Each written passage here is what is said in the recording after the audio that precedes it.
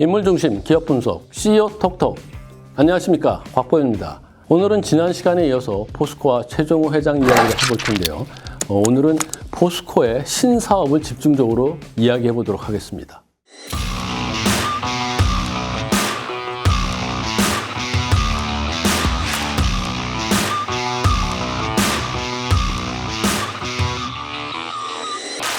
네, 오늘도 비즈니스포스트의 장은파 기자가 자리를 함께 했습니다.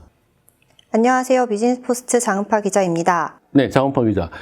최종호 회장은 취임 이후에 철강 중심이었던 이 포스코의 사업 구조를 재편하기 위해서 여러 가지 시도를 하고 있습니다. 그리고 최근에는 이제 탄소 중립을 위해서 수소환원 제철 기술 개발, 이것도 앞장서고 협력도 열심히 하고 이러고 있는데, 자, 이와 같은 변화를 계속 이끌어 가려면은 무엇보다 자금 확보가 굉장히 중요하지 않나 이런 생각이 들거든요.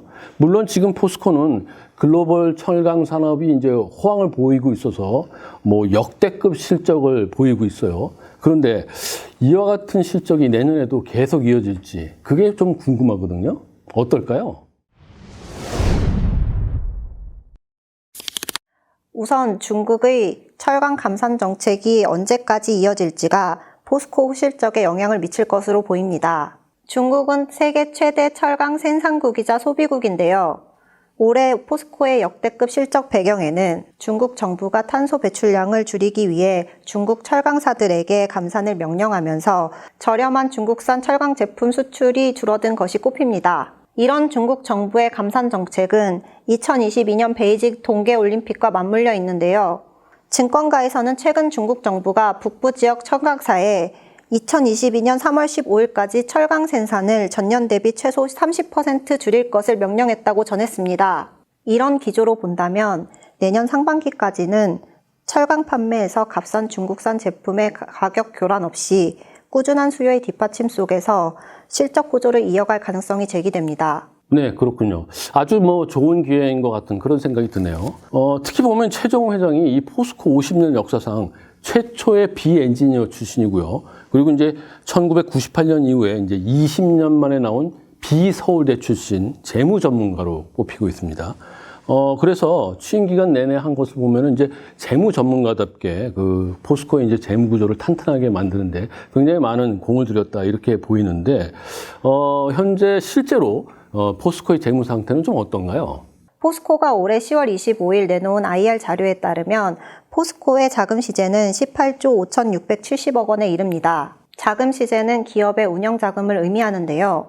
부채 비율도 31.1%로 같은 기간 경쟁사 현대제철의 부채 비율이 102.1%인 점과 비교하면 재무 건전성이 높은 수준이라고 볼 수 있습니다. 네, 시장 상황도 굉장히 좋고 그리고 재무 구조도 이제 탄탄해졌으니까 수소환원 제철소 구축 그리고 또 신사업 투자 이런 거를 위한 그 자금줄도 이제 든든하게 마련됐다 이렇게 볼 수 있겠네요. 그 부분은 단언하기 어렵습니다.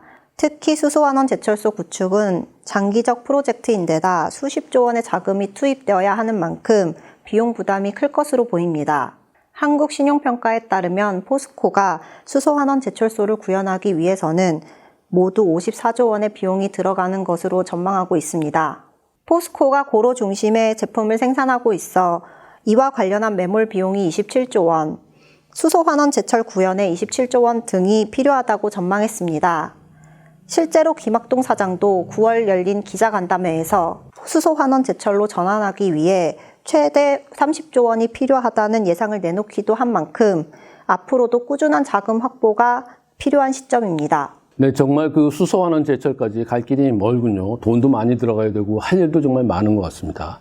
자, 그럼 그거 말고 포스코 그룹에서 이제 강조했던 게 철강 사업에서 이제 종합 소재 회사 이걸로 이제 변신하겠다 이런 얘기를 하고 있는데 이건 좀 어느 정도 진행됐을까요? 지금 살펴보면은 최종호 회장은 2차 전지 소재 사업을 중심으로 이런 것들을 힘을 쓰고 있는 것 같은데 여기에 어떤 것들이 필요한지 이런 걸 좀 한번 짚어봐 주시죠. 포스코가 10월 25일 내놓은 IR 자료에 따르면 포스코는 올해 3분기 글로벌 인프라 사업에서 영업이익 3,550억 원, 신성장 사업에서 영업이익 290억 원을 냈습니다. 2020년 3분기보다 글로벌 인프라 사업은 17.16%, 신성장 사업은 61.2% 늘어났습니다. 바로 신성장 사업이 2차 전지를 중심으로 하고 있습니다. 다만 올해 철강 업황 호황에 따라 3분기 전체 영업 기준으로 신성장 사업이 차지하는 비중은 0.9%에 그치는데요. 하지만 올해 들어 신성장 사업에서 수익성이 높아지고 있어 성과가 기대되고 있습니다. 포스코는 신성장 사업에서 올해 3분기까지 모두 1,160억 원의 영업이익을 거뒀습니다. 네, 정말 그 3분기 만에 1,160억 원을 달성했다고 하면은 최종 회장이 이제 취임했던 2018년에 1,035억, 이걸 벌써 이제 웃도는 수치가 아닌가. 굉장히 성과가 잘 나오고 있습니다. 그래서 이제 그동안 투자했던 것들이 이제 나타나고 있지 않나 이런 생각도 드는데, 자, 좀 구체적으로 2차 전지 소재 사업에서 어떤 것들이 진행되고 있는지 한번 이걸 좀 짚어봐 주시죠. 최정우 회장은 철강 사업 중심의 포스코를 친환경 사업으로 전환하기 위해 2차 전지 소재 사업을 키우고 있습니다. 이를 위해 포스코 케미칼에 대규모 투자를 단행하면서 힘을 싣고 있는데요. 최근에는 포스코에서 2차 전지 소재 사업의 핵심 원료를 확보하면서 2차 전지 소재 사업의 가치사슬 구축에 공을 들이고 있습니다. 지금 보면 이제 대세가 전기차, 그리고 거기에서 배터리, 그리고 배터리를 만드는 소재, 이런 것들이 굉장히 중요하거든요. 그러니까 더 공격적으로 확장할 수 있겠다, 이런 생각도 드는데, 이 부분은 좀 어떤가요? 네, 앞으로 포스코 케미칼은 해외를 중심으로 추가적 공장 건설을 통해 생산 능력을 키울 계획을 세웠는데요. 포스코 케미칼은 2023년 양극재 12만 톤, 음극재 12만 톤을 생산하는 능력을 갖추고 2030년에는 양극재 40만 톤, 음극재 26만 톤 생산 체제를 구축해 2차 전지 소재 시장 점유율 20%를 확보한다는 목표를 세웠습니다. 이를 통해 매출 23조 원을 내겠다는 청사진도 그리고 있습니다. 네, 듣고 보니까 굉장히 공격적인 목표를 세우고 있는 것 같습니다. 그리고 또 보면 최근에는 이 목표를 당기기 위해서 더 바쁘게 움직이고 있는데요. 투자도 적극적으로 나서고 있습니다. 포스코 케미칼은 이제 올해 8월에 중국과의 합작 법인인 절강포화에 1,770억 원, 그리고 또 절강화포에 1,040억 원, 모두 이제 2,810억 규모의 지분 투자를 결정했고 굉장히 적극적인 모습을 보이고 있어요. 네, 절강포화는 양극재 생산 법인이고 절강화포는 전구체 생산 법인인데 이 두 법인이 증설을 하면서 포스코 케미칼도 지분에 맞게 추가 투자를 결정한 것입니다. 이와 함께 포스코 케미칼은 중국 구연 흑연 원료 회사인 칭따오 중석 지분 13%를 인수하면서 2차 전지 소재 가치사슬 구축에도 힘을 싣고 있습니다. 포스코도 2차 전지 소재 핵심 원료와 관련한 투자를 진행하고 있습니다. 포스코는 1월 탄자니아 마인지 흑연 관산을 보유한 블랙록 마이닝의 지분을 인수했습니다. 네, 듣고 보니까 굉장히 적극적으로 움직이고 있는 것 같습니다. 최정우 회장이 이런 친환경 관련 사업에 많은 관심을 갖고 있지 않나 이런 생각도 드는데요.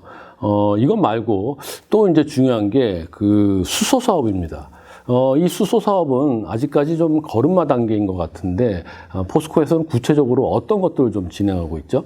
수소 사업은 제철소에서 발생하고 있는 부생가스에서 수소를 추출해 제철소에서 사용하거나 공급하는 것을 추진할 것으로 보입니다. 포스코는 제철소에서 고로조업을 하고 있어 부생가스나 이산화탄소 포집시설 등을 개발해 수소를 비교적 손쉽게 공급할 수 있다는 점에서 초반 진출은 용이할 것으로 보입니다. 이와 함께 최정우 회장은 수소 사업을 활성화하기 위해 협력을 강화하고 있는데요. 이는 수소환원 제철과 관련이 큽니다.